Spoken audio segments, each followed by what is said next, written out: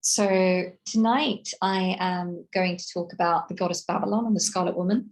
And what I'm going to be talking about here is at least one context for this exhibition that we're opening this weekend, and which I'm very proud to have contributed to in a minor way. Sally's really the superstar who's held it all together, but I'm very proud to have been involved in some capacities at least. So this is a topic that I've been researching for about 10 years, and much of what I've written and thought about it can be found, of course, in this book, The Eloquent Blood, The Goddess Babylon, and the Construction of Femininities in Western Esotericism, published last year by Oxford University Press. But what is going to be happening here tonight is I'm basically going to be talking about the history of the goddess Babylon and the Scarlet Woman, particularly with an emphasis on the 20th century. But first, we're going to take a big historical step back, and we're going to go all the way back to late antiquity. And we're going to go to the island of Patmos in the Aegean Sea around year 90 of the Common Era, where we find the Jewish Christian prophet John entering a cave. So he goes into the cave, and it's dark and it's quiet. And in this darkness, he's assaulted by visions. He sees vivid imagery foretelling the imminent end of the world. And John, he witnesses the opening of 7 seals, the sounding of 7 trumpets. He witnesses angelic and celestial and infernal apparitions, very colorful. And finally, an angel leads him into the wilderness, where he sees a great woman astride a scarlet-colored beast. And John's vision is described as follows. So he carried me away in the spirit into the wilderness, and I saw a woman sit upon a scarlet-colored beast, full of names of blasphemy, having 7 heads and 10 horns. And the woman was arrayed in purple and scarlet color, and decked with gold and precious stones and pearls, having a golden cup in her hand, full of abominations and filthiness of her fornication. And upon her forehead was written, Mystery, Babylon, the mother of harlots and abominations of the earth. And I saw the woman drunken with the blood of the saints and with the blood of the martyrs of Jesus. And when I saw her, I wondered with great admiration. So we can find this John's vision in the book of Revelation, which is also known as the Apocalypse. And it is the final book of the New Testament. In the book of Revelation, the whore of Babylon appears as a great, majestic, lavishly clad and bejeweled, shameless, lewd woman. She's dressed in luxurious scarlet fabrics. She wears lots of jewelry. She carries a golden cup, and she rides this great 7-headed beast. And in the Bible, she's a very feminized vision of evil, a very sexualized, eroticized vision of evil. And historically, she's often been interpreted as a metaphor for pagan Rome in the eyes of the early Christians. Now we're going to take a big historical step forward to the present day. So my research for a number of years, as I mentioned, has been on a modern day goddess known to her devotees and as Babylon. And in the process of that research, a few years ago in 2016, I interviewed Alcestis Dimesh, who is a dancer and choreographer and author and publisher who's based in the United Kingdom.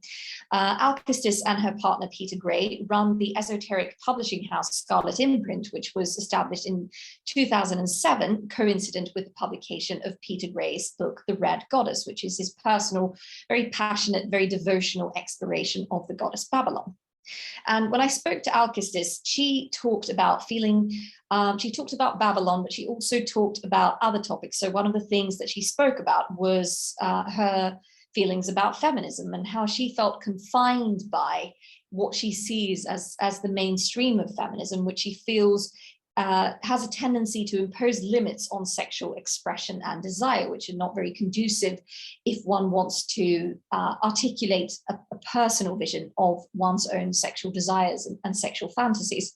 And Alcestis said, many of my fantasies are not in line with a modern understanding of what the feminist liberated woman should be like.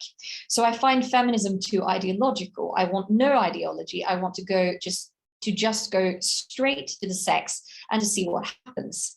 For me, Babylon is very much about absolute sensual experience, absolute descent into the flesh, because that's where I find my images, that's where I find my language. then the words start to come from that. But it's also a way of getting beyond this patriarchal language into a language that comes more from my experience of this body. So here she's talking about this goddess as kind of a starting point for developing her own erotic vision beyond what a phallocentric or patriarchal culture of eroticism has kind of created. So these are two very radically different visions of the same figure, in a way, of the Scarlet Woman. We have a biblical antagonist, the whore of Babylon of late antiquity, and we also have the goddess Babylon as used as this sort of starting point for developing a feminine language of desire from 2016. So what I'm going to be talking about here tonight is what happens in between. How does the whore of Babylon become embraced in the 20th and 21st centuries by contemporary practitioners of esoteric magic as a symbol of sexual exploration, sexual liberation, and feminine power? To understand how this happened, we need to look at Western esotericism, which is an umbrella term pointing to a group of heterodox religious traditions stretching all the way back to the Neoplatonic underworld of the first the centuries around the start of the Common Era, and which have in common the search for an experiential knowledge, which is believed to be beyond dogmatic faith and rational logic, and which is often known as gnosis, this intuitive kind of experiential knowledge. In the 19th century, esotericism was transformed as a result of the meeting between esotericism and modernity and the various processes of secularization and globalization. So in the mid-19th century, the term occultism was popularized by the French writer Eliphas Lévy. And this is, of course, derived from the Latin and refers to things being hidden or things being secret. And occultism is the name usually given to a range of movements arising as at the intersection of esotericism and modernity, and many of which emphasized practical magic and concrete techniques for acquiring gnosis. Another thing that's distinct about the occultists of the 19th and 20th centuries is that many of them perceive themselves to be part of a spiritual counterculture. So whereas esotericists of earlier ages, many of them perceive themselves to be Christians by and large, but occultists in the West perceive themselves to be more part of kind of an alternative heterodox avant-garde, or at least some of them did. So occultism was attractive during the 19th century to people who were disillusioned both with mainstream Christianity and with the worldview of the disenchanted worldview of instrumental materialism. And many occultists of this time turned to alternative religious worldviews for inspiration. So went outside of Christianity and looked to, for instance, Hinduism and Buddhism, which was very much the case for the Theosophical Society, which emerged in 1875, but also to Greco-Roman and Egyptian paganism, as was the case for the Hermetic Order of the Golden Dawn, which I'll shortly be returning to. So into this melting pot, this occult milieu of the late 19th century, enters the British poet and chess player Aleister Crowley. Crowley was a student of Cambridge University, and while studying at Cambridge, he entered into a love affair with the female impersonator and decadent Jerome Pollitt, who introduced him to the literary and artistic movement of decadence and the works of artists such as Aubrey Beardsley and Felician Rops.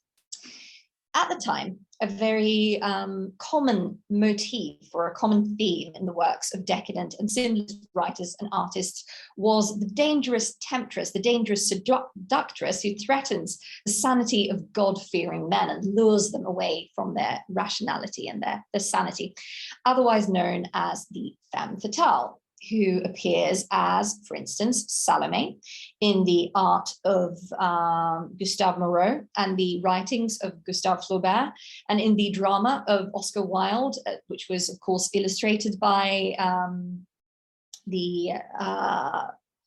Aubrey Beardsley, as we see in the bottom right square, as Lilith in the work of pre-Raphaelite painter Dante Gabriel Rossetti, as we see in the center, as the witchy satanic women of Felician Rops, as we see in the bottom left. And yeah, we see Moreau's Salome at the top right, and we also see the work of Gustav Klimt top left. So the femme fatale during this time was mostly a misogynist motif. It was mostly this, it's often been interpreted by scholars as a sort of reaction to anxieties around the changing roles of women during this time, precipitated by the women's movement, for instance, and the various changes in women's legal rights in the late 19th century. But interestingly, I would say it's also one of the few cultural images of assertive feminine sexuality that were really in existence at the time, which is maybe why it also was taken up by some more radical thinkers. So in one of Crowley's earliest poetry collections from 1898, which is named after the biblical character of Jezebel from the Book of Kings, who is, she's a Phoenician queen, she's the wife of King Ahab, and she appears as an antagonistic figure of, because it's suggested that she helped to reinstitute the cult of Baal, and she opposes the priests of the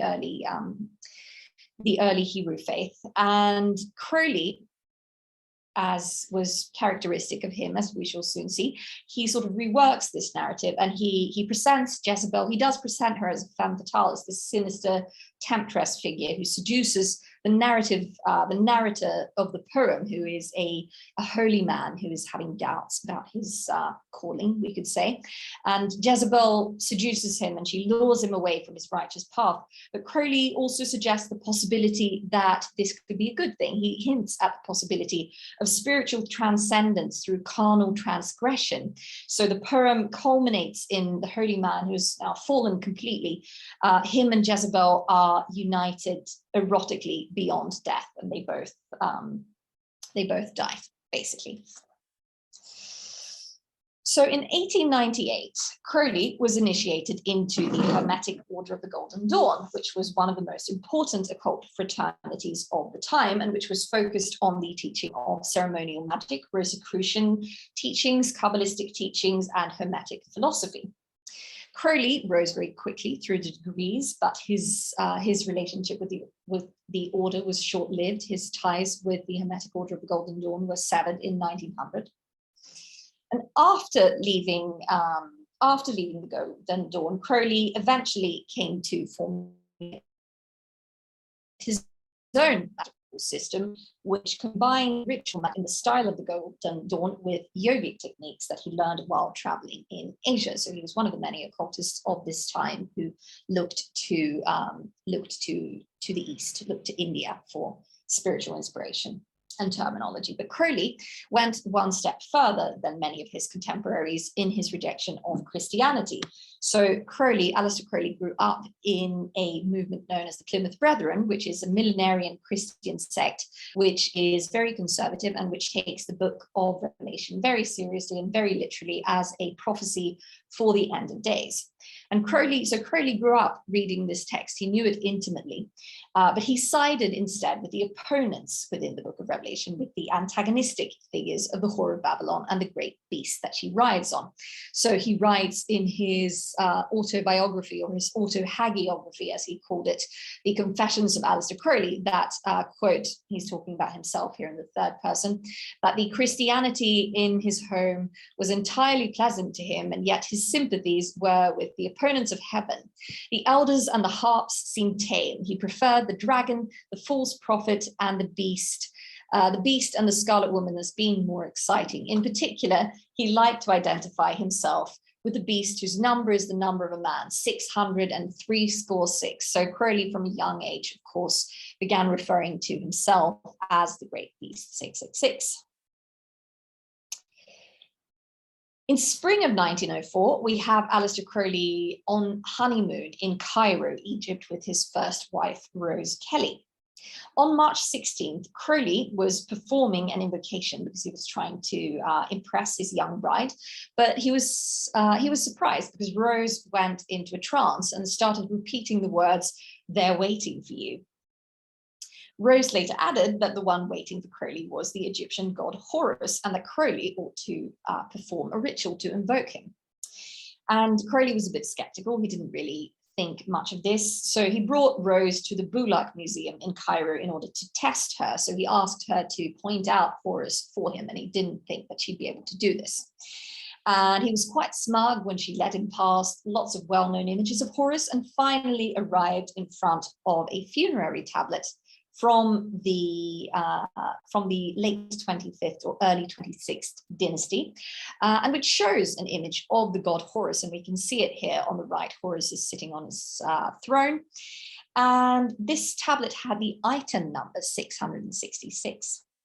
And Crowley was stunned by this, of course, because of the great beast connection, the connection to Revelation. So he was starting to take this seriously at this point. So a few days later, Crowley invoked the god Horus, and Rose later told him to prepare to take dictation over the course of 3 days. So on April 8th, 9th, and 10th of 1904, Crowley sat down and penned what he considered to be a divinely inspired text titled The Book of the Law, and later given the more technical name Liber Alba Legis, which was dictated to Crowley by a discarnate entity by the name of Iwas. And this was, we have to remember here that this wasn't anything really that much out of the ordinary in the context of fantasy occultism, where we have quite pervasive ideas and practices about people communicating spiritually or receiving messages from non-human entities. So for instance, spiritualism, of course, was a very widespread popular movement at this time, which had this really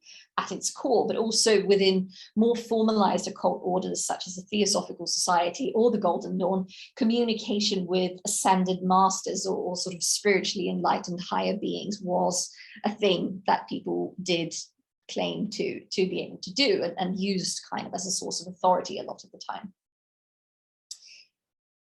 So in the Book of the Law, it's proclaimed the advent of a new aeon and the spiritual evolution of humanity, and Crowley, as the beast, is heralded as the prophet of this new aeon. And the cornerstone of the Book of the Law is the pronouncement, do what thou wilt, should be the whole of the law, and the related teaching of love is the law, love under will. And this became the cornerstone of the religion that Crowley founded, which is known as Thelema being Greek for will.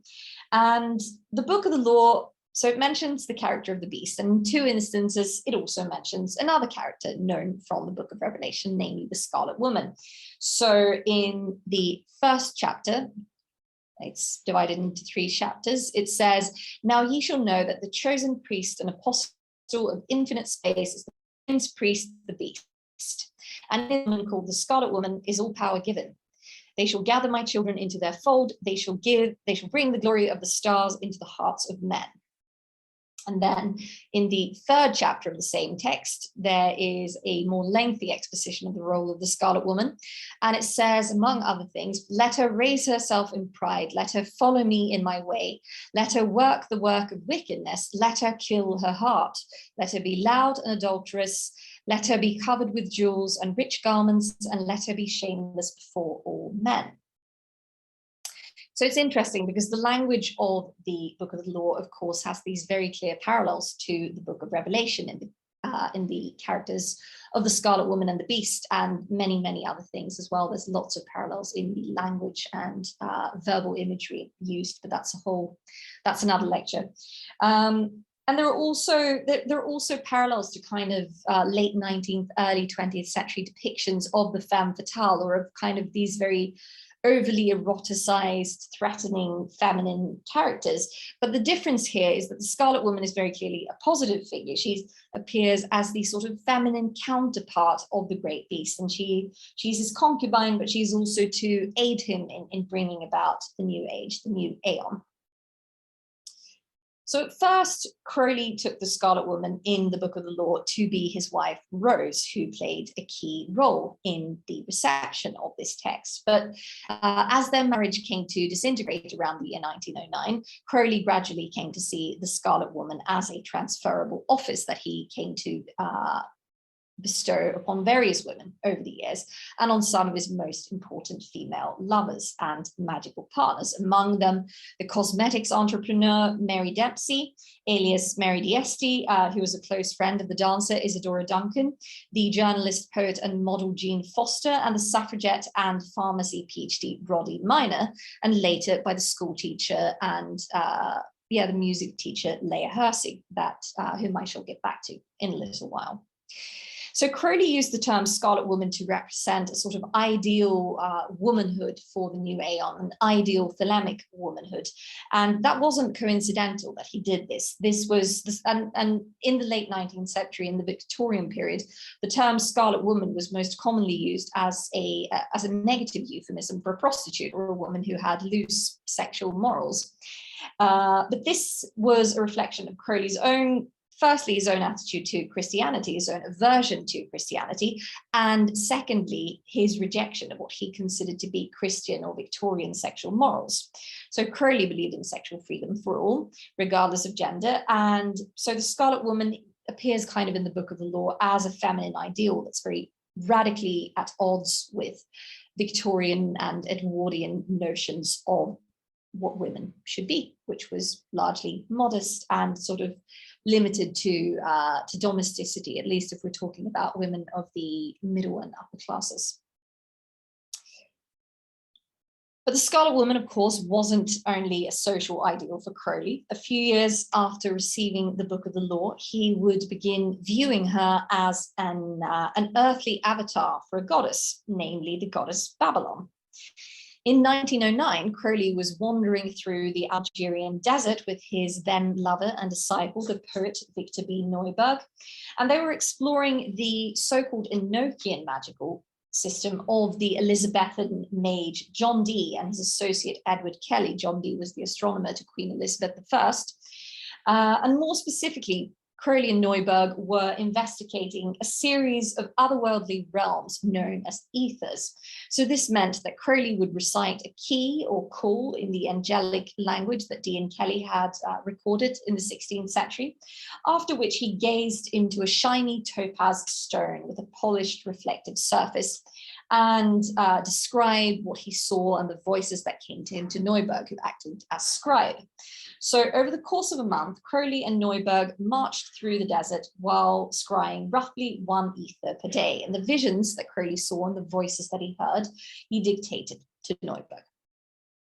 So, and this is a really interesting manuscript to look at, by the way. Also, the manuscript in Neuburg's hand is kept in the Harry Ransom Center Library of the University of Texas at Austin, and it's really, if you're into that sort of thing, it's lovely to look at, because it's almost not been edited, it's almost not been altered. Basically, the way that it's printed in a book called Vision and Voice, and it's basically the exact same thing as what Neuburg writes down. You can see his handwriting getting more messy when Crowley's clearly speaking more quickly, or sometimes you can see that maybe there's things going on and things shaking, and it's very interesting to look at if you're into manuscripts.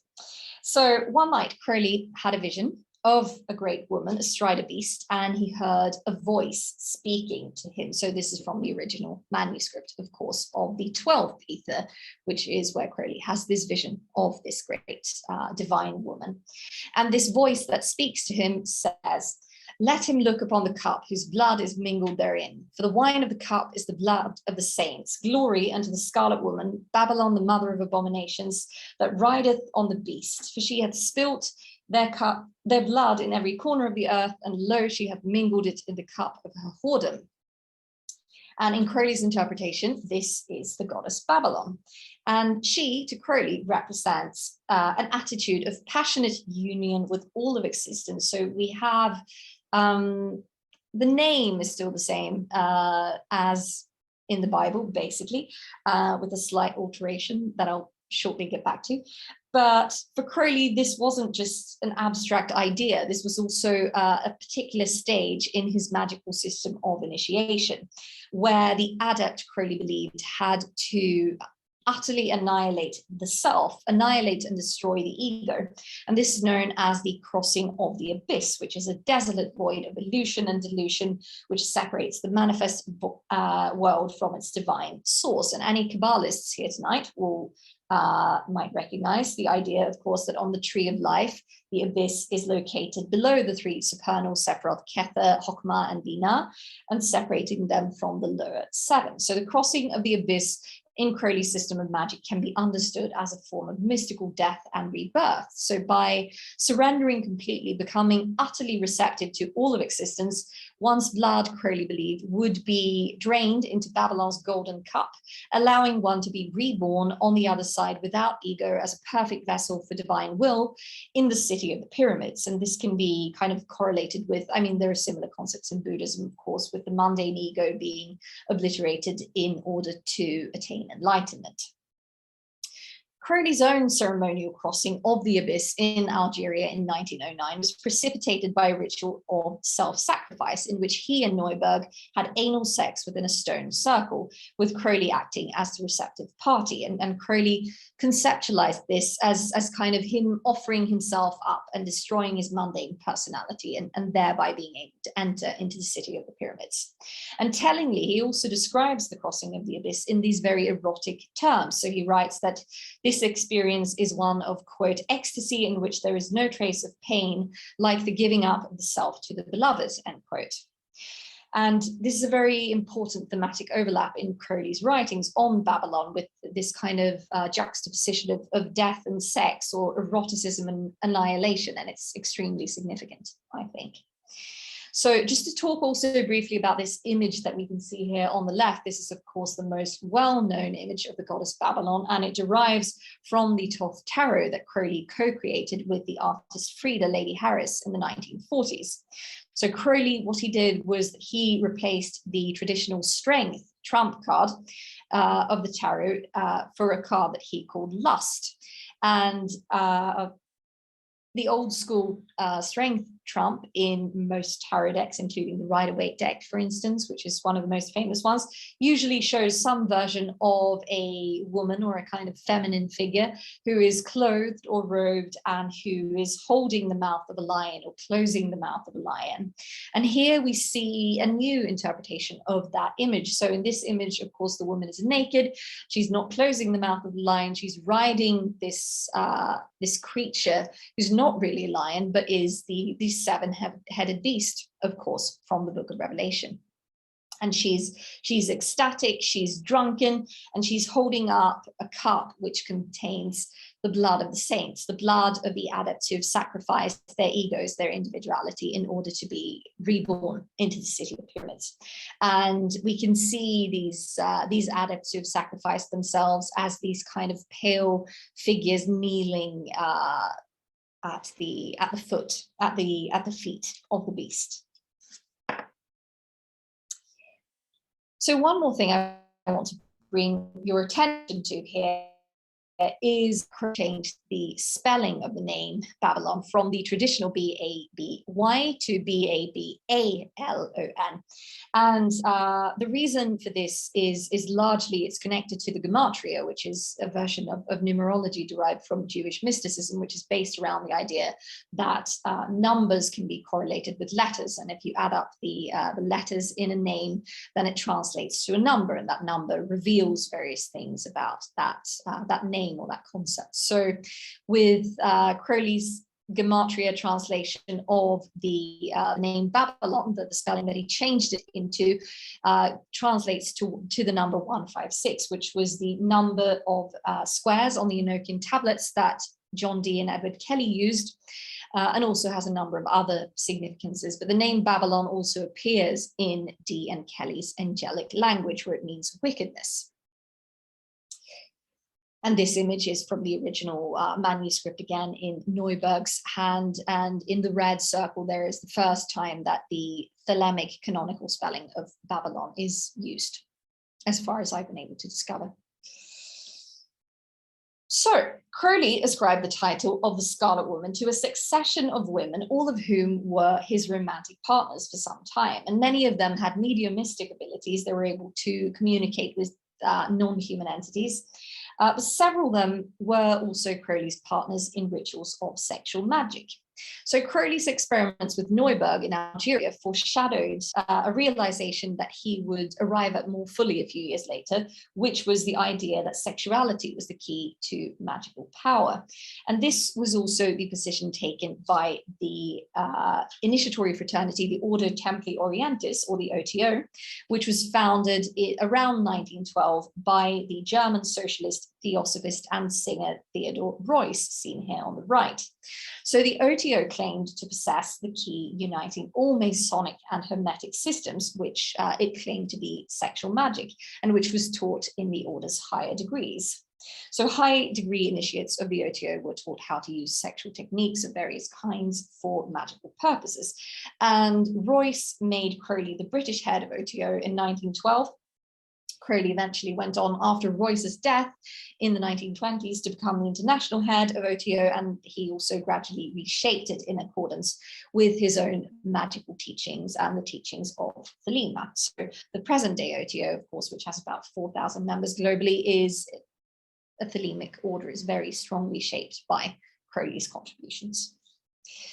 After joining the OTO, Crowley gradually started exploring the connection between sexuality and magical power more systematically, and he did so with a long series of both male and female partners, and it's a very long list.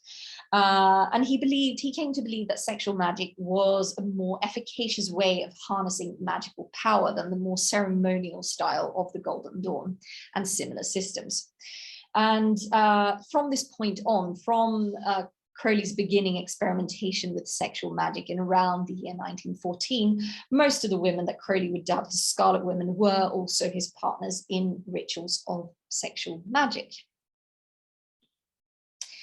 One of the most interesting examples of among Crowley's Scarlet women is Leah Hersick, who was a Swiss-born, grew up in New York City, school teacher, and she taught music, largely in elementary schools in the Bronx before meeting Crowley. And she met Crowley in New York City for the first time in 1918 and again in 1919.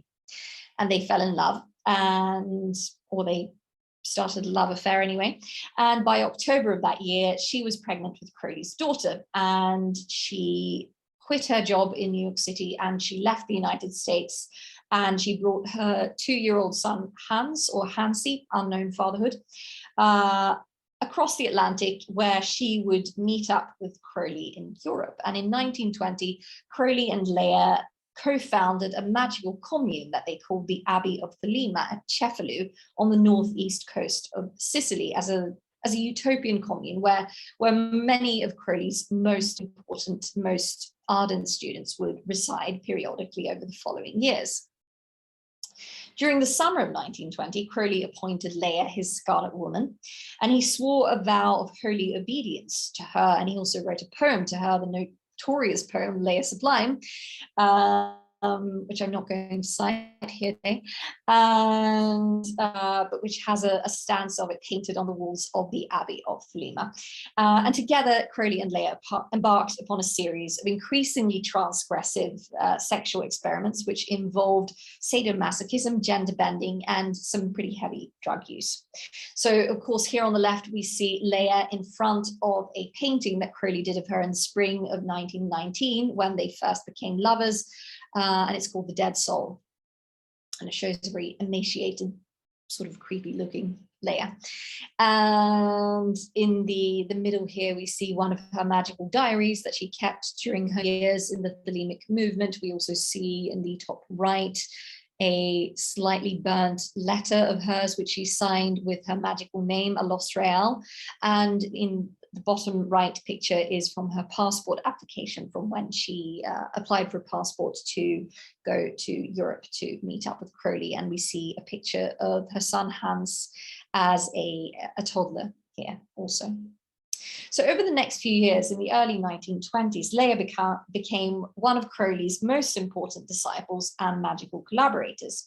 She held official governing positions in the magical orders that Crowley led, including the Ordo Templi Orientis, where she was Grand Secretary General. And she also assisted him in several important writing projects, both of a magical and fictional nature. And she underwent a series of magical transformations and visions herself. She crossed the abyss. She claimed the corresponding degree in Crowley's magical system of a Magister Templi. And she also communicated with a number of non-human entities, including Iowas, who dictated the Book of the Law to Crowley. And a lot of this is recorded in her magical diaries, which are really interesting reading as well. So in Leah's writings, we can also see, so she was in this role of the Scarlet Woman, and that was a role that she took very seriously. And we can see her repeatedly returning to this sort of the instructions in the Book of the Law for the Scarlet Woman to be adulterous and shameless and assertive and all of these various things, and her kind of taking that as a blueprint for how to live her life. To be promiscuous, to be decisive and act in the world, and to take lovers without shame. And yeah, she did that. And so it's interesting to see that kind of in the early Thelemic movement, this idea of the Scarlet Woman kind of worked as a sort of blueprint for Thelemic womanhood, though of course it's clear that this also came at a cost for women like Leah in the early 1920s, where there wasn't access to things like safe abortion or safe, reliable contraceptives, and unwanted, quite hazardous pregnancies were seemingly kind of the norm. In the summer of 1924, Crowley found a new Scarlet Woman, and he dismissed Leah from her role. She was devastated, she was distraught, but she continued in her magical practice almost daily in meditation and magical work. She practiced sexual magic with a series of other lovers, and she continued to serve Crowley and Thelema for several years. She eventually left Thelema. She became disillusioned with Crowley around 1927 and started questioning him as prophet, and kind of severed ties with him around that time. But nevertheless, she did play a very central role in the unfolding and development of Thelema in the 1920s, which was a crucial period of Crowley's life. So Aleister Crowley was the first occultist to revision the biblical whore of Babylon as a goddess in her own right, but the story of Babylon doesn't end with Crowley. And I'm now going to turn briefly to one of the most legendary devotees of the Red Goddess in the 20th century, namely John Whiteside Parsons, alias Jack.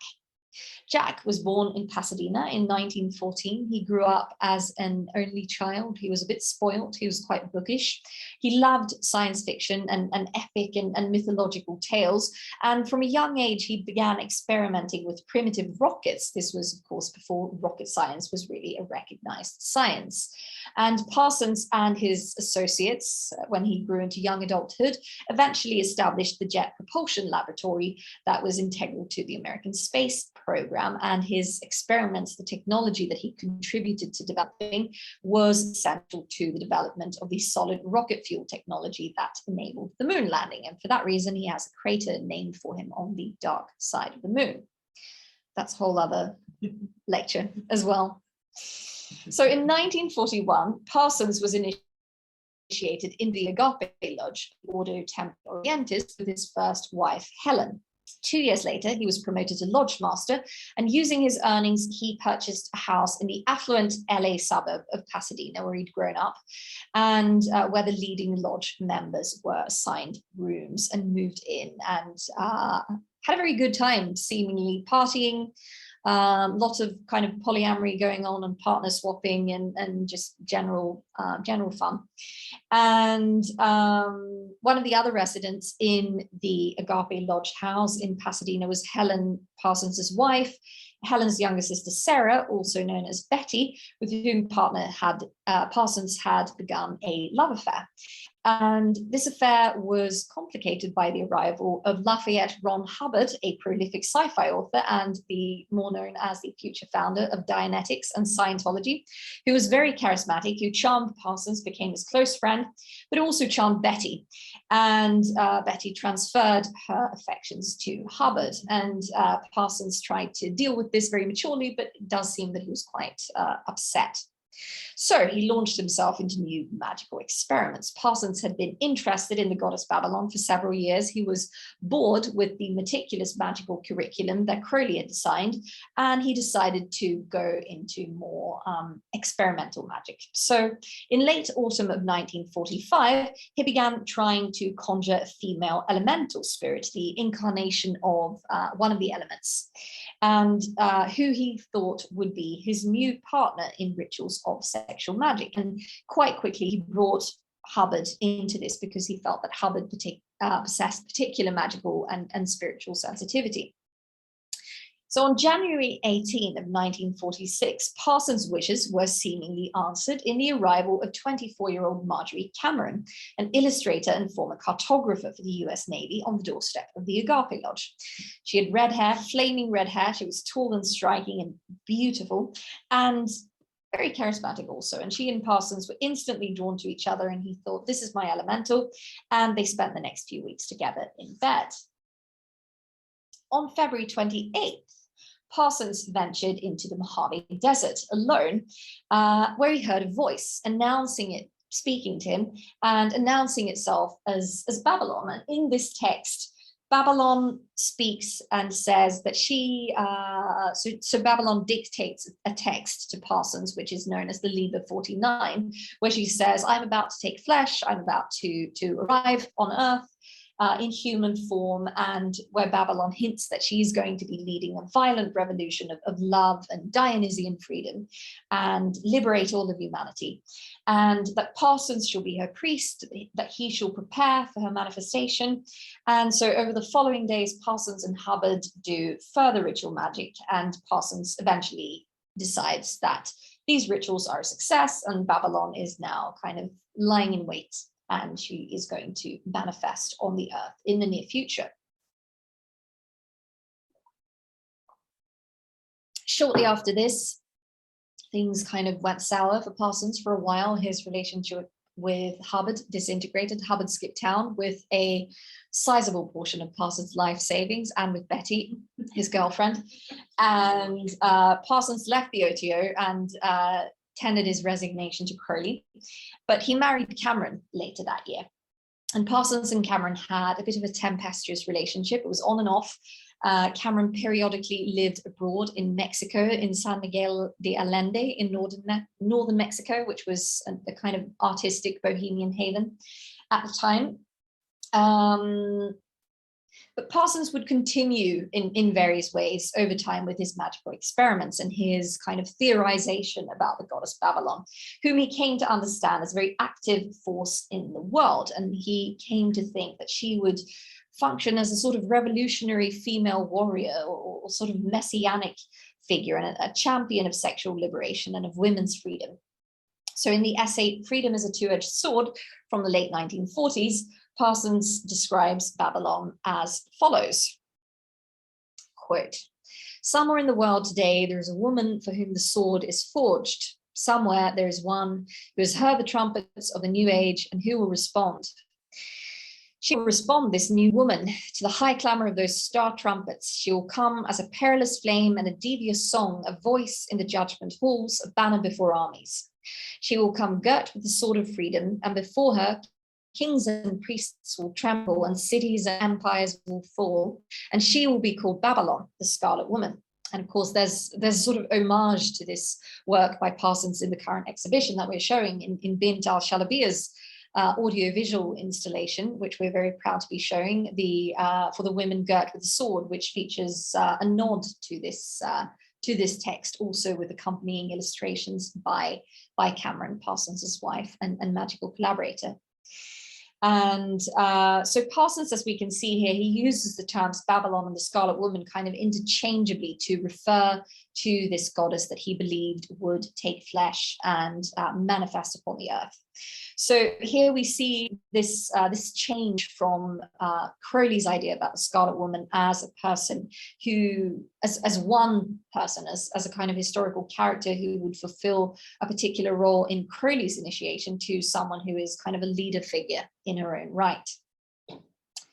And Parsons also, very importantly, brought this kind of feminist aspect to his interpretation of the Scarlet Woman Babylon. So in a later essay from around 1950 called The Star of Babylon, Parsons cites women's liberation and what he believes to be an increase in lesbianism and female polyamory as evidence of Babylon's growing influence in the world. And he writes, quote, "The demand for increased freedom, the rejection both of the tyrannical husband and the child lover, the increase of feminine polygamy and lesbianism all indicate the development of a new type of woman who will have a whole man or none," unquote.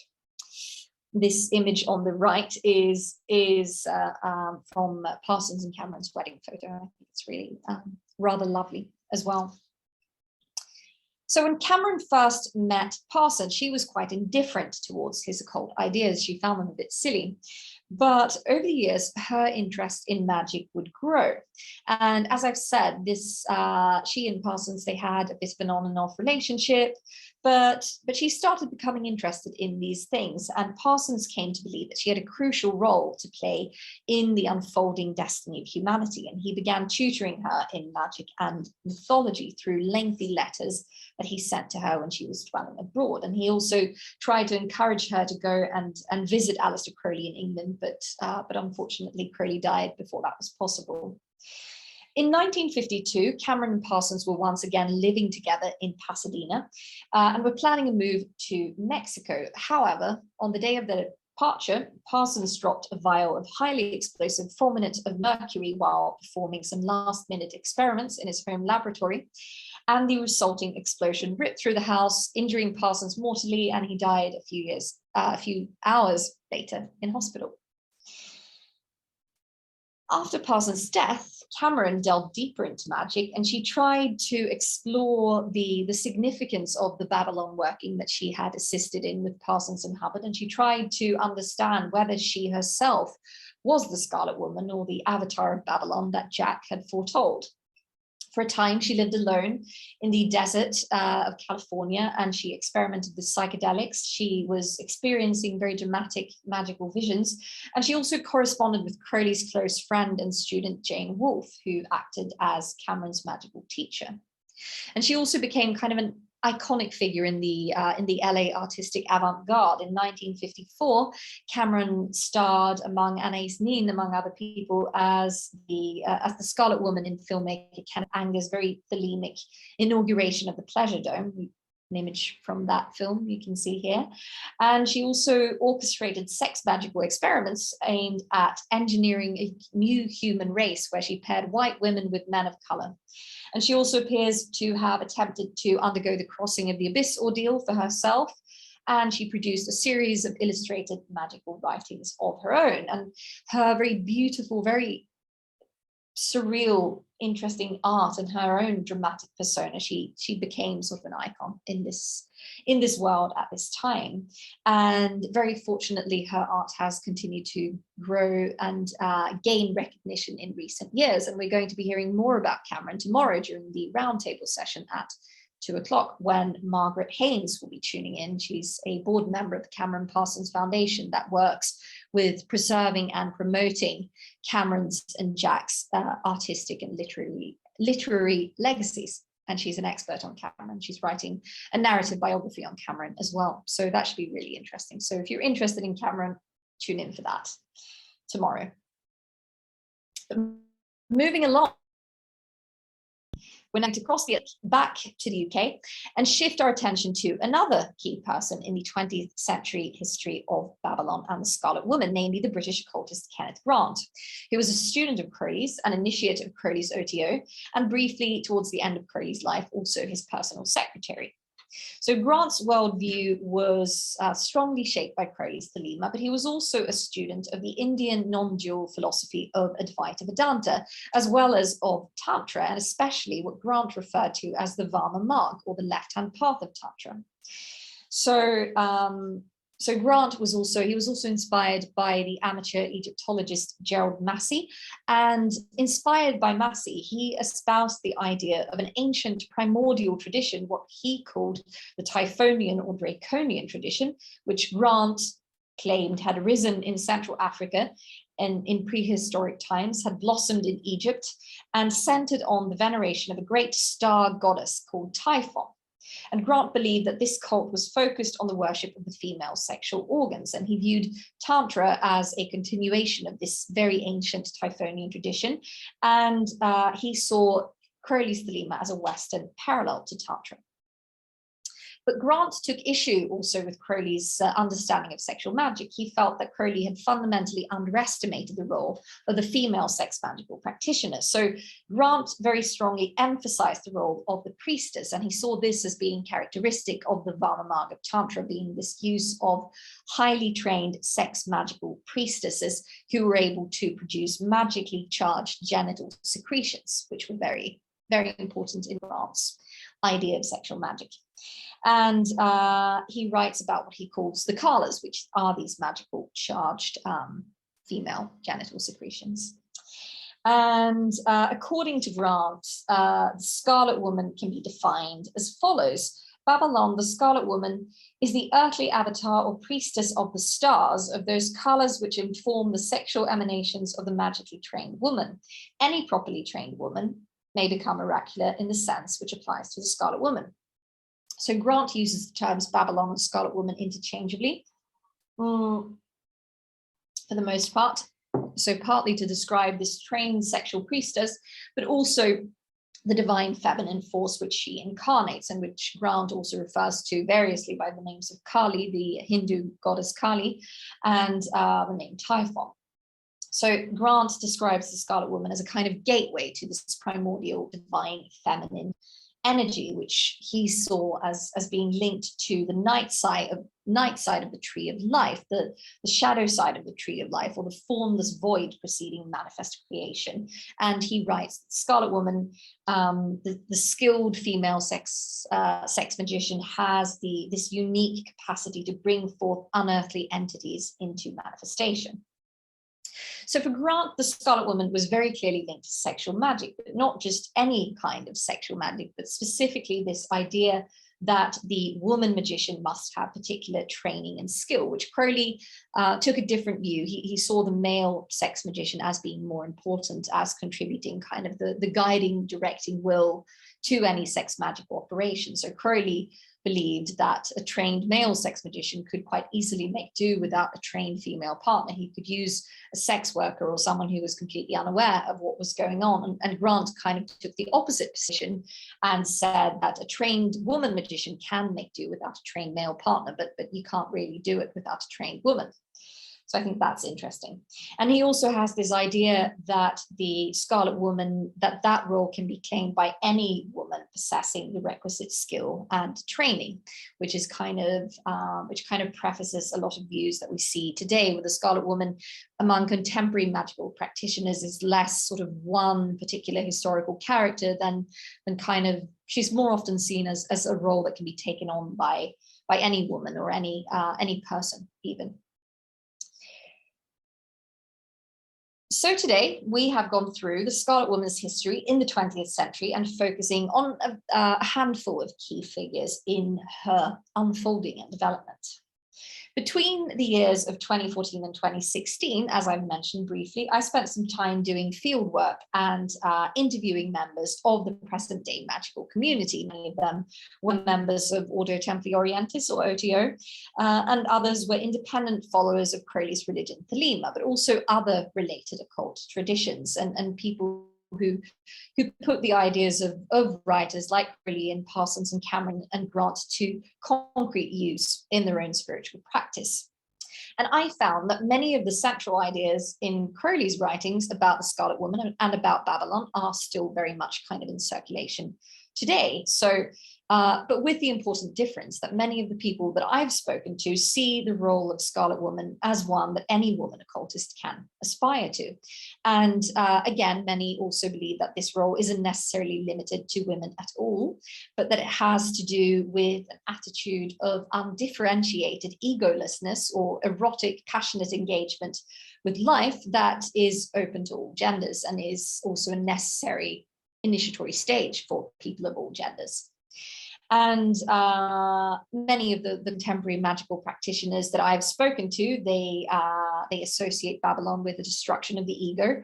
They link the Scarlet Woman to the idea of liberated sexuality, and especially liberated feminine sexuality, and also to sexual practices which fall outside of the heterosexual monogamous norm, things like kink and BDSM, or sex work, or non-monogamy and polyamory, and various things.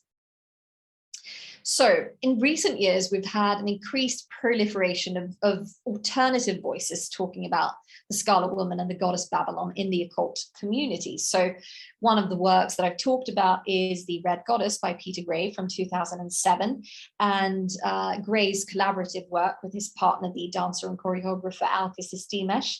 And Gray and Dimesh link Babylon to the Sumerian goddess Inanna and see her as being kind of this very ancient goddess of love and sex and war, and kind of trace her development from Sumeria up until the present, and linking her to ideas about radical eroticism and ego loss and engagement with all. So one of the collaborative writing endeavors that Gray and Dimesh have produced together is this other work, The Brazen Vessel, from 2 years ago, which we can see at the bottom left, and which is a collection of essays, which many of which go into these themes as well, and where they also speak to what they see as a lack of women's voices in modern esotericism, but also link Babylon to the apocalypse and to various sort of end of times motifs, and see her as a goddess for the end of days. And something that's also notable that I've also noticed in recent decades is that there has also been an increased spread of writings by women and queer occultists around Babylon and the Scarlet Woman.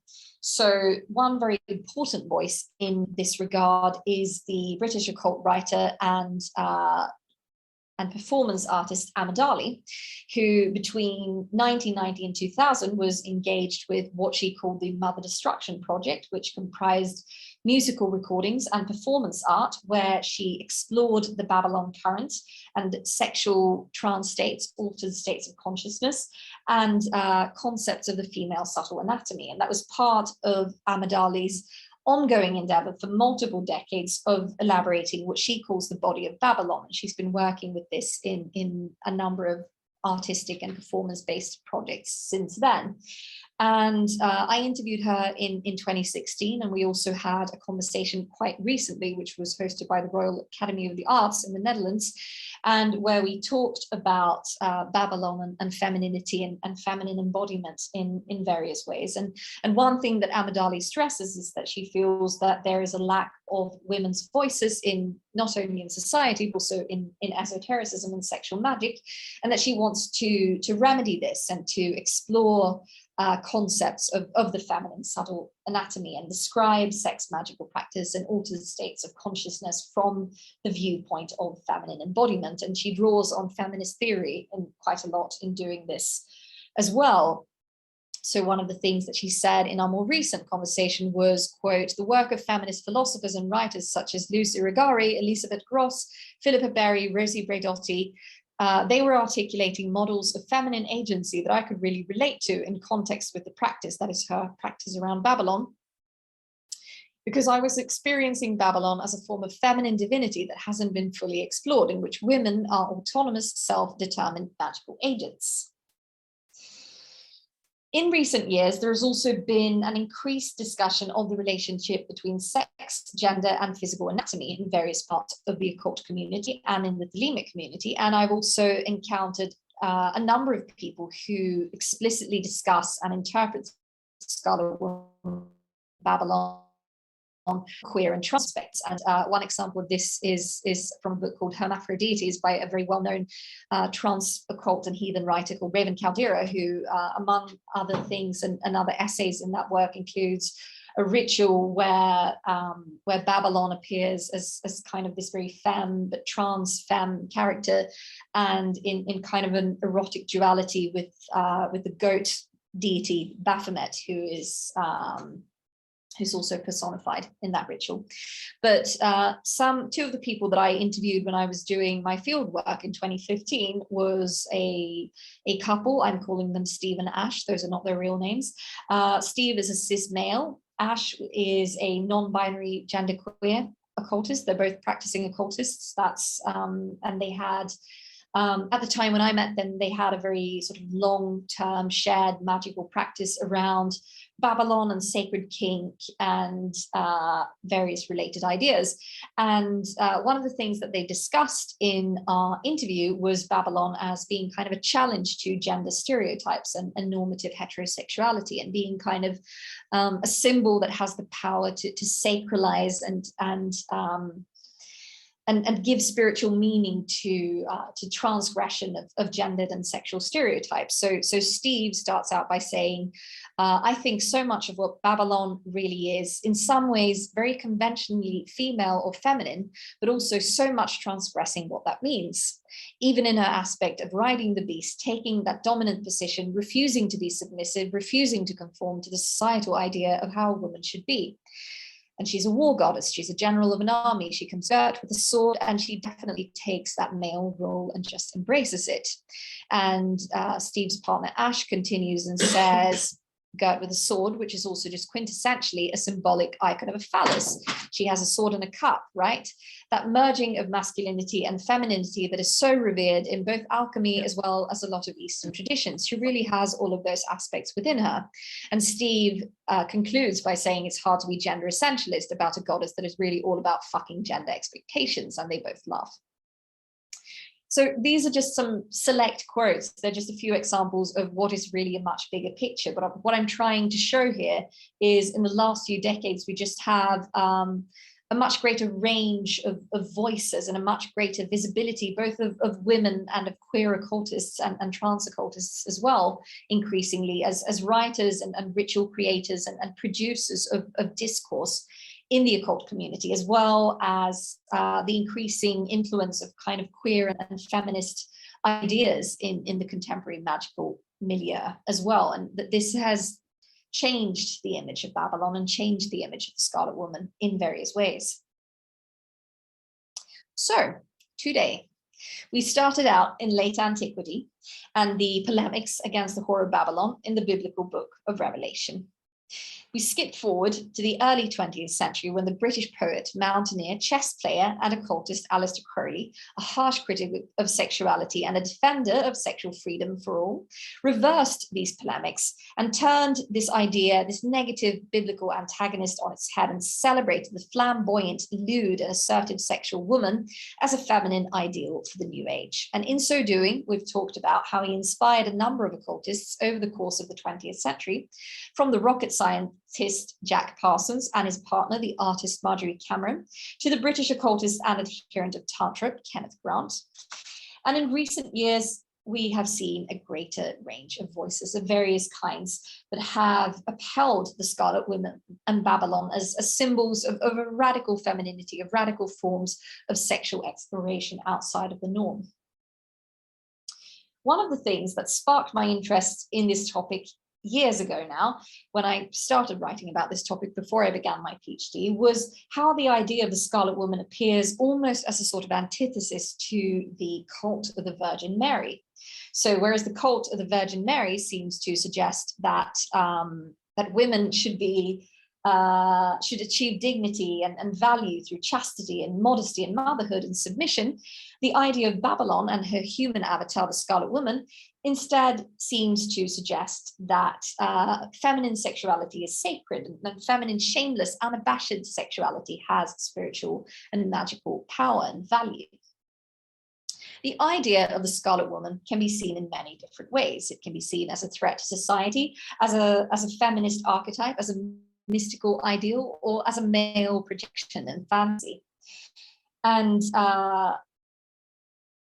but this idea is continuously being transformed further. And I think my take on this as a historian of religion is that one of the ways that all of these various interpretations of Babylon, and again, I've not even really scratched the surface of this topic here tonight, but some of them I've touched on here today, all of these interpretations of Babylon and the Scarlet Woman can be seen as an ongoing conversation about what femininity is, what it means to be female or to be feminine, not that those necessarily mean the same thing, and what feminine sexuality is, and a conversation that goes all the way back to the Victorian era and back to the advent of modernity, and perhaps even all the way back to late antiquity, and which gives rise to the question of the relationship between femininity and desire and death and rebirth and social reform and magical power. And as we can see from these various writers and thinkers and the artists that are part of this exhibition, we have a growing number of creative visionaries who are actively working with and continuing this conversation. I'm just going to leave you with these lyrics from the band Twin Temple, their song Babylon from 2021, which is quite funny. But what little I've managed to say here today is only part of a tale that is, of course, much grander in scope, and which I think is maybe more relevant today than ever before, and that I'm sure is going to continue to unfold. And that's where I'm going to leave you. And I want to thank you so much for listening. And I am looking forward to your excellent questions.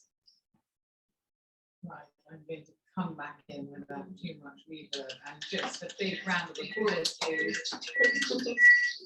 Do you want to? Can I swap paste? Reverb. Okay, is that better? The reverb.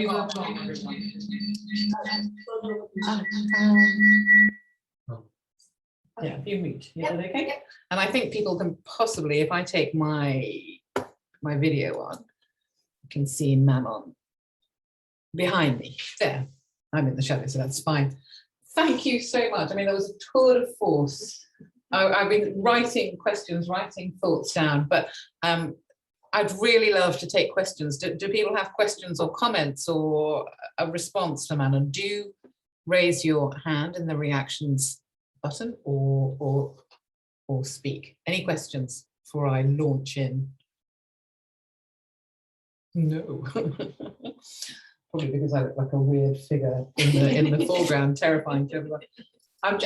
There's so much in that. I mean, it really just incredible. So thank you.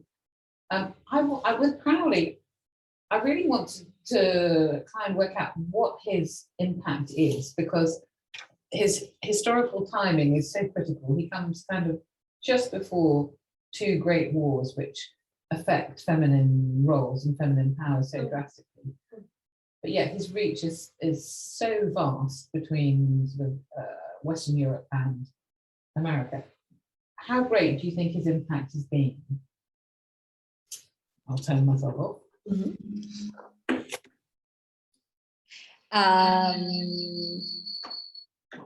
Yeah. We have a reverb situation happening here. Okay, now let's start with. Yeah, I mean, there's many different answers to that, depending on what area that you look at in terms of the wider culture. Of course, Crowley is quite niche. I mean, he was important in a number of areas. He was very important, I would say, to the development of modern magic, for instance, as kind of a key figure in the sort of occult revival, if we want to call it that, of the turn of around the year 1900, and his kind of his emphasis on magic as being centered around the will and the importance of the will in magical work, which was of course something that he stressed very strongly. I mean, in terms of the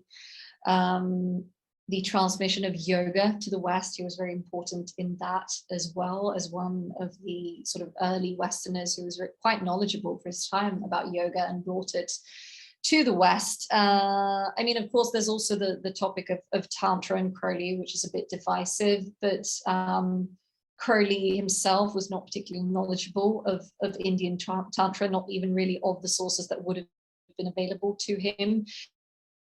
But says he was kind of, I mean, he did have an impact in the kind of Western reimagining of Tantra as being sacred sex, basically, by conflating those two things. So he does have an impact in that, in terms of the broader reworking of feminine roles. I mean, it's quite a niche discourse in a lot of ways, the way I see it. What I think is interesting is, as niche as it is, you can kind of see all these broader questions and broader conflicts playing out within the idea of Babylon, and the different ways that that idea has been taken up by later thinkers. So everything from kind of the role of sexuality and what is the prime issue of like kind of affecting women in terms of sexuality, because of course when Crowley wrote what he wrote about Babylon, this kind of celebration of female desire and male promiscuity wasn't really a thing, even for the most part in the first wave of feminism. Most first wave feminists were more concerned with kind of protecting women from the dangers of unwanted pregnancy and genital disease and sexual exploitation and sexual abuse, and did very important work in that regard. But the kind of feminist celebration of female desire and the kind of right to say yes to sex, that really, for the most part, came later. But then, of course, like the other side of that is that in Crowley's time, that image of kind of a positive image of feminine sexual agency was very much, that was quite absent from the culture. But in later years, so now, like many of the people that I've spoken to also say that a potential problem with this idea of Babylon or the Scarlet Woman is kind of the over-sexualization of women, and how this idea of being shameless and surrendering and opening yourself up to all can put pressure on women to be sexually available. And now there's sort of a feminist critique of that. So that, I think that's interesting as well, because that just shows sort of how the broader culture has changed in response to these, and the responses to these issues change as well. I'm going to make you host again, come sit over there. And Yeah. you can ask questions. That makes sense.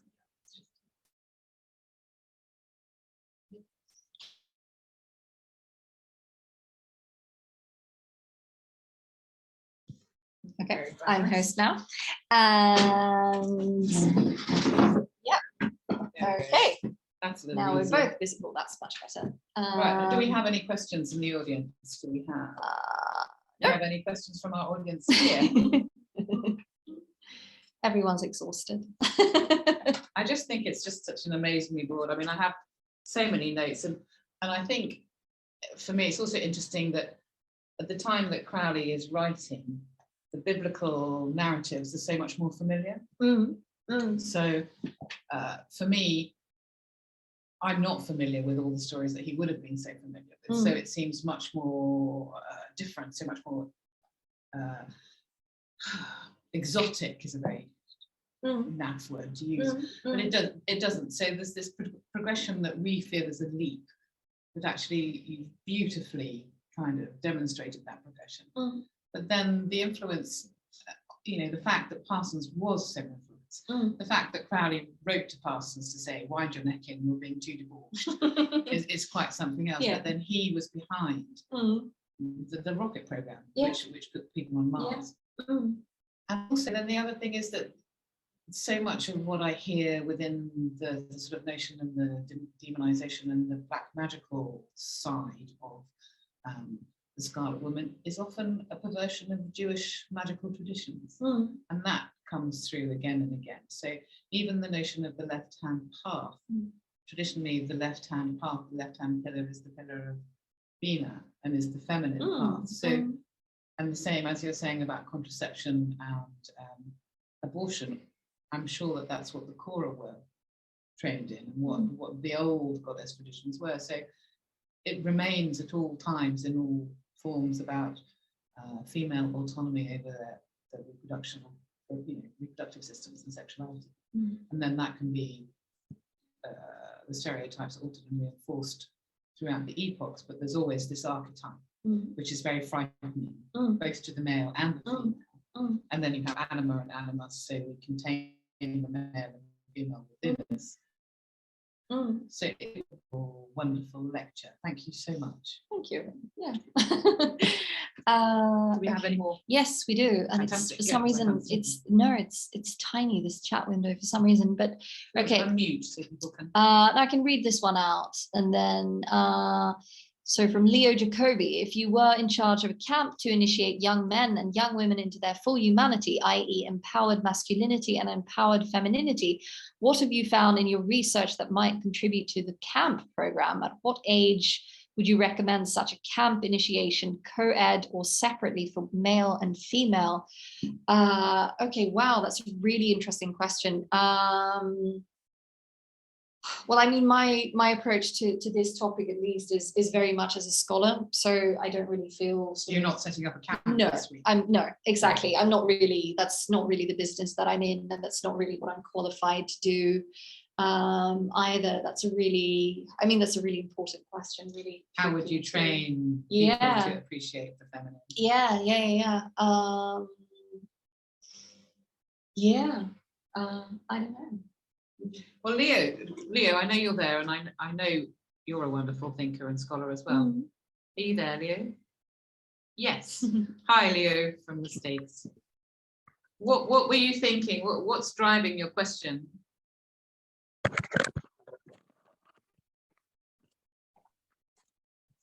Well, We can't hear you. can you hear me now? Can you hear me? No, we still can't hear you, Leo. Sorry. I've had trouble with this mic.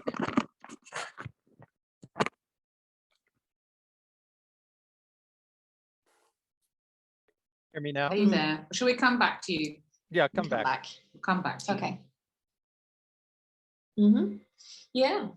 There's another question I can't see. Oh, that's Sarah is logging out, thanking us for the evening.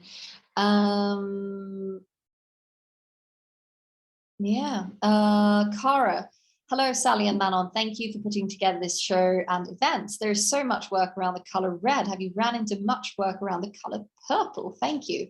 Wow.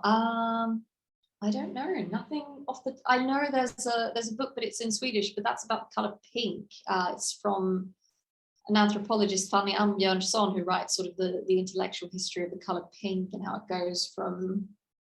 I mean, interestingly, with gender, it goes from being kind of a masculine color, and it's associated with exactly, exactly, and it's seen as kind of linked to red and to blood, being a manly color, and then something happens and it becomes sort of a color of girlhood, which is very interesting. But I don't know, purple. Well, the color purple has been associated with the lesbian, but previously it's a royal color. Again, it's the color of bishops and adepts. But I'm not an expert on it.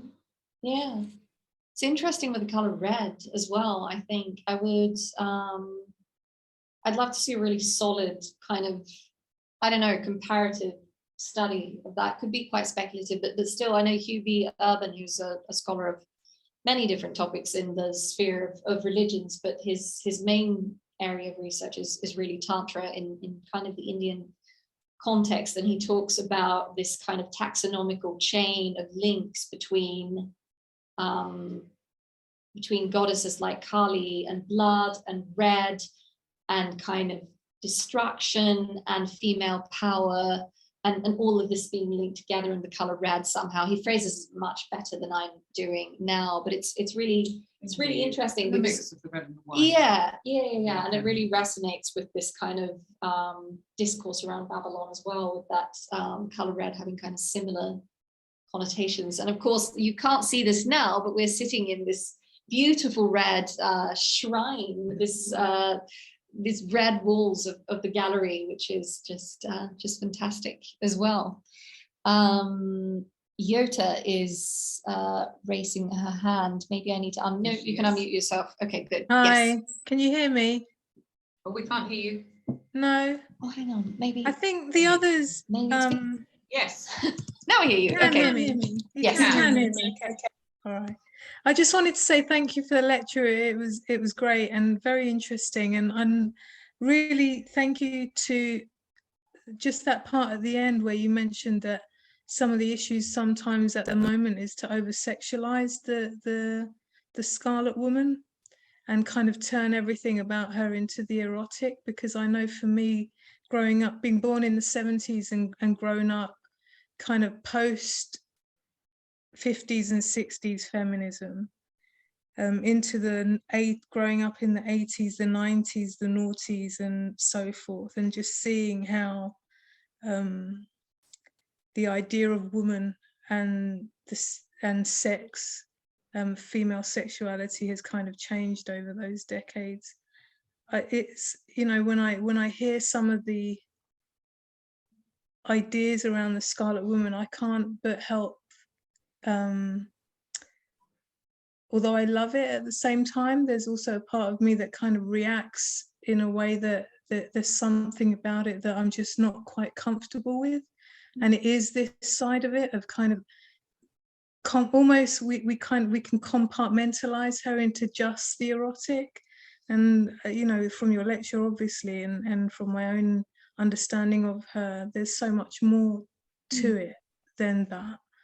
And I'm just wondering if you could say more about what you've noticed about that, because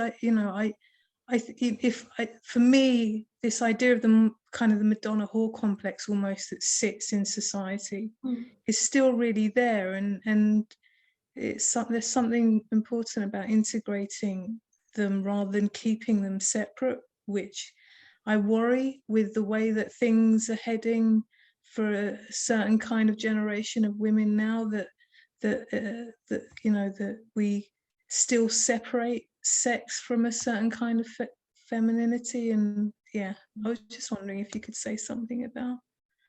Yeah, absolutely. I mean,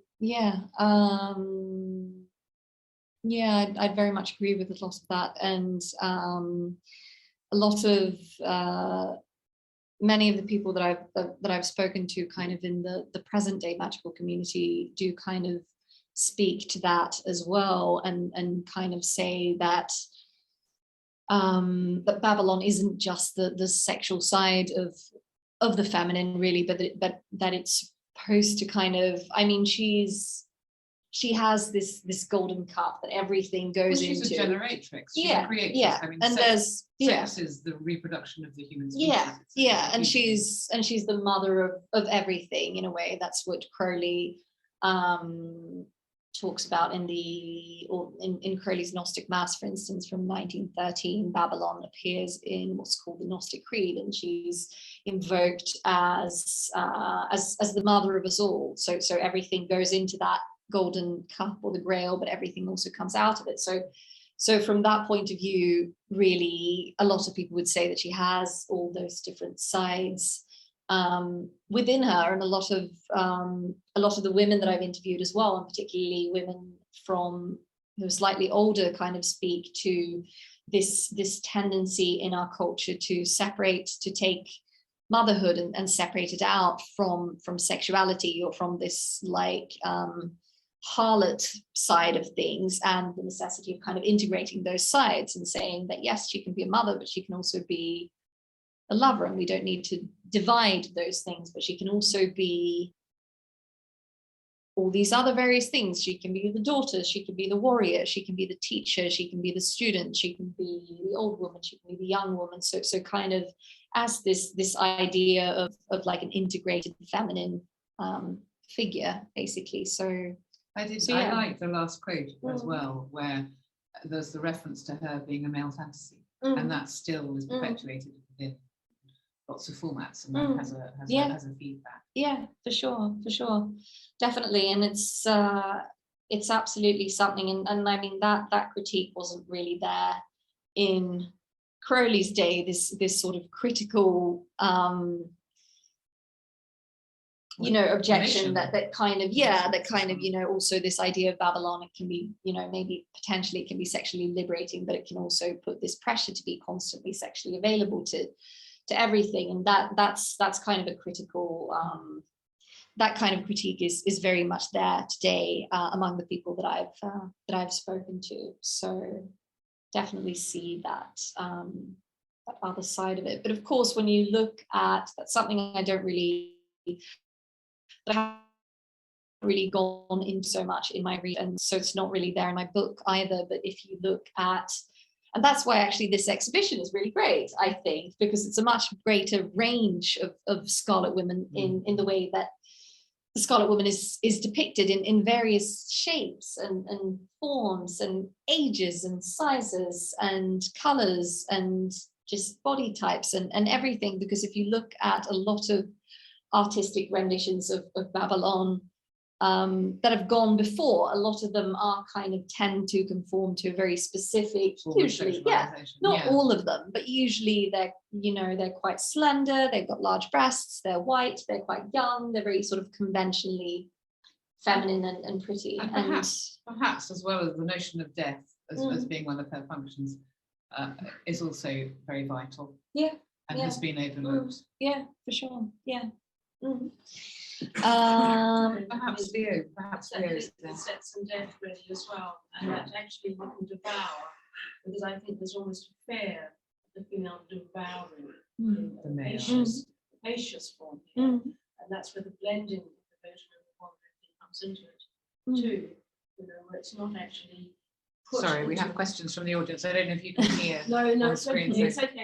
It's great. Should we go back to Leo? Yeah, Leo, did you want to come back in now that we've figured out the sound That's issue? not a problem. Yeah. Yeah, can you hear me now? Yes. Thank you. First of all, Manon, thank you for your scholarship. I appreciate that, and it's a lot of new territory for me. And I think in this time we need empowered women and empowered men to a great degree. I was wondering if there's any connection between Babylon and Gaia, which is often presented in New Age thinking.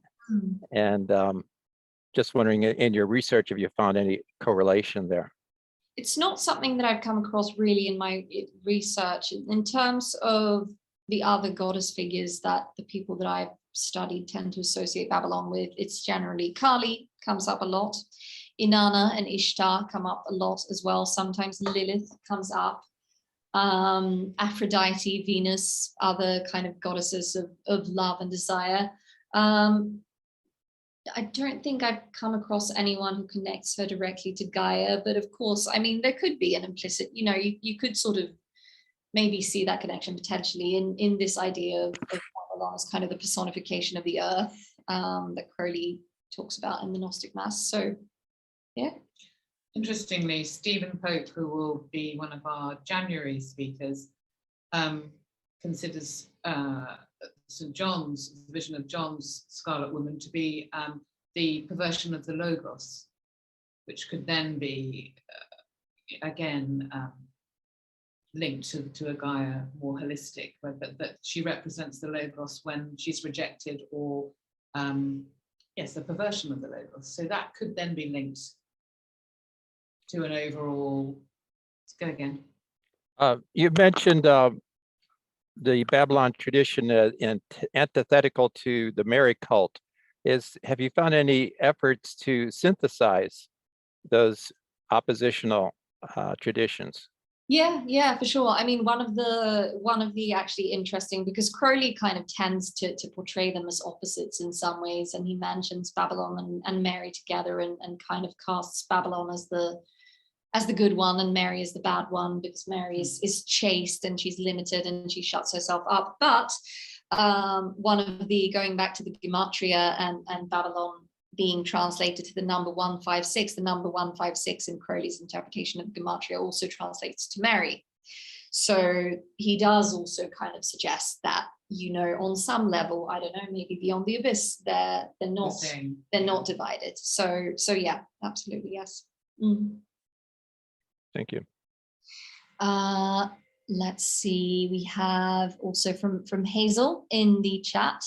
How can women going through trauma, for example, chemotherapy, a difficult birth, rape, etc., relate to this idea of the Scarlet Woman if they are feeling disempowered from their erotic selves? Yeah. Wow. I think again, it's a similar question to Jutta on the integration of the two things, and it's the aspect of life and death. And I think again, within the Kabbalistic on the tree of life, you have Hesed and Gevurah as expansion and contraction, and you have that life-giving force and that contraction force. And it's the realization that we are, again, in a Gaia term, connected to nature, and we do die and live in life cycles, and part of that breaking down, I mean, it would be a crucible in magical terms, I suppose. That death and the negative is an equally vital part of that process, which isn't particularly helpful in an individual level, especially with something like rape or, you know, there are horrific things that go on, but without death, there is no nourishment. And that's something that I hold on to, that if nothing dies, nothing can then come forward out of that. Things have to die to eat, or be contracted to eat. And if you're bringing in the negative side or the powerful side of the Scarlet Woman, she's not only generative, she is destructive. And that would be a starting point. That's certainly not a full solution. She seems to resonate a lot with Kali for me, and the element of fire. She seems to have this resistance, this I think for me, in just try and answer my own question as well in conversation with you, it just feels like she's that kind of the defiance of the spirit that won't be crushed, and that and also the erotic of on a non-literal level of like a spiritually sort of your cup is full type of woman. If she can be this kind of this concept of filling up your cup as well. She so when you're sort of depleted or in a vulnerable place, she's this kind of going back to feeling your spiritual power again. I don't know, I'm talking quite vaguely, but yes, I agree. The cup, the grail, the crucible. I had another question, which was about which tarot cards do you think she resonates with the most? And I just popped out the Empress, the High Priestess, and the Death card as a 3-card spread to capture this what you've just been talking about. Well, naturally with lust. Naturally, yeah. For me, it would be the lust card. But then lust is the lust card. Okay. Yeah. the lust. That was an obvious one. Yeah. The lust then goes into the priestess and is crossed by the empress, and what do you got? Death and the devil actually feed in. Devil, yeah. So, Yeah. it would be lust, which would have been strength, vital strength. Lust for life. Yes, lust for life. Leo line energies as well. Yeah. Yeah, for sure, definitely. All right, I think that was our final question. Maybe that's a good note to end on. Well, just thank you so much, because I'm still processing it, and it was wonderful, and I'm sure everyone will agree. There's lots of stuff I hadn't connected, wasn't aware of. And also, I just wanted to say in conclusion, please do tune in tomorrow at 1400 hours in military time. Yes. CET. For our roundtable, which will have, I'll be moderating, and it will have Henrik Bogdan, who's a religious studies scholar from the University of Gothenburg, and Margaret Haynes, whom I mentioned earlier, who's from the Cameron Parsons Foundation and who's an artist and filmmaker, fabulous artist herself, and Solveig Gudmundsdottir, who is a scholar of esotericism and art as well, and will be unpacking these things further, but from a few other different perspectives, which those fabulous people work on. So that would be really interesting. So do join us for that if you want to, and if you have time. After that, to close the weekend, Yota will be leading a meditation on red for us. So we will have the conference and then a short pause, and then Yota will close the event for us. So I'm so grateful for you for doing that, Yota. It's wonderful. And thank you so much. And we will be, we've been photographing and we've been out and about all day to all the sites, and we'll be building on the website with texts and images. And it's just been a brilliant experience. And thank you to Manon. Thank you so much. Thank you. Thank you. And thank you to all of you for joining us. All right. Bye. Bye. Thank you, everyone.